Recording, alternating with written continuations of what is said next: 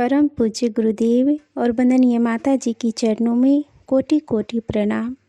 आप सभी को प्रणाम। पुस्तक गायत्री चित्रावली में आज हम सभी सुनेंगे ब्रह्मणी ब्रह्म विद्या। ईश्वर की अनंत शक्तियों में से दिव्य ज्ञान का प्रकाश करने वाली परम सतोगुणी शक्ति को ब्रह्मणी ब्राह्मणी या ब्रह्म विद्या कहते हैं। ब्रह्मा जी ज्ञान के देवता हैं। वेद ज्ञान तत्व ज्ञान उन्हीं के द्वारा निष्पृत हुआ है। ब्रह्मा के 4 मुख चारों वेदों के प्रतीक है। धर्म अर्थ काम मोक्ष के चारों फल इन ज्ञान के आधार पर ही प्राप्त होते हैं। 4 अवस्था 4 आश्रम 4 वर्ण जीवों के 4 वर्ग संसार की 4 दिशाएं आदि चतुर्वर्गों की संपूर्ण समस्याएं ब्रह्म ज्ञान के आधार पर ही होती है। इसलिए ब्रह्मा जी की ब्रह्म विद्या को चतुर्मुखी कहा गया है। ब्रह्मा की शक्ति ब्राह्मणी है। किसी देवता जीव या पदार्थ की शक्ति ही उसका सार है। शक्ति न रहे तो उसका नाम शेष रह जाता है।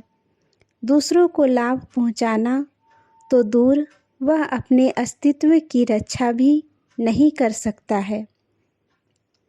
इसलिए ब्रह्मा की क्षमता भी उसकी ब्राह्मणी शक्ति में ही मानी गई है। साधक इस सूक्ष्म भाग की सार अंश की उपासना करते हैं। ब्रह्मा की अपेक्षा ब्राह्मणी शक्ति की महत्ता इसलिए अधिक है कि वह एक विस्तृत देव तत्व का निचोड़ा हुआ अत्यंत प्रभावपूर्ण तत्व है। गायत्री को इसलिए ब्राह्मणी कहते हैं कि वह ब्रह्म ज्ञान की केंद्रीय तत्व शक्ति है।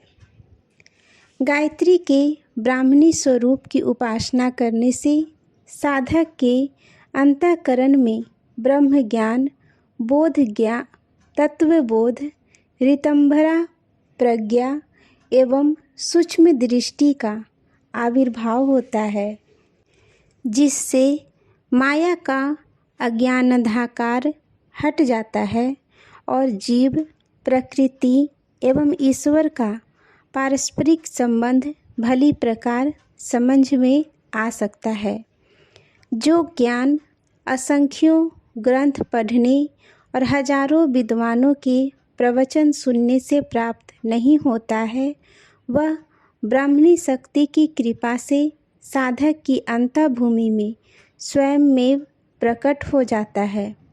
उस महाशक्ति द्वारा फेंकी हुई ज्ञान किरण जब मनुष्य के मानस तथा हृदय में प्रवेश करती है तो उसके दिव्य प्रकाश में सत्य का आत्मा का साक्षात्कार होता है।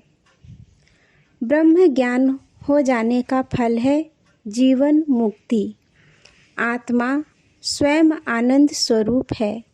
आत्मज्ञान होने के साथ साथ साधक को ब्रह्मानंद का ऐसा रसास्वादन होता है जिसकी तुलना में संसार के समस्त रस उसे अत्यंत तुच्छ प्रतीत होते हैं। आज के लिए यहीं तक। आप सभी को धन्यवाद। जय गुरुदेव।